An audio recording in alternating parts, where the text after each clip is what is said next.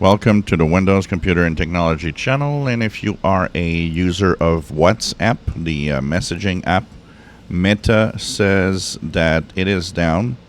In a statement, they said that there is a developing story. They are looking into why it is down, why it's not working, but there's a worldwide outage that is affecting a lot of people.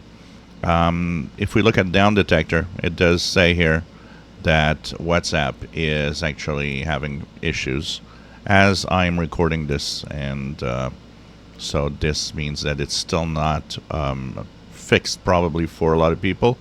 And you could see here the spike that just happened so this spike is like just past 4 p.m. Eastern time, so this is kind of interesting to see that something's wrong. So if you are trying to send messages or use WhatsApp in any way and have error messages or just not working at all, nothing with your setup, it's really connectivity issues that are having, and they say they are working quickly to resolve the issues. So we'll see that if you have issues, if you have problems sending messages, try a little later. Will be fixed at some point. But big outage of WhatsApp, which is a very, very popular messaging app worldwide.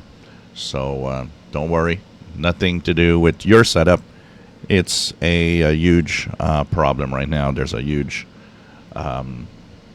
it's down, basically.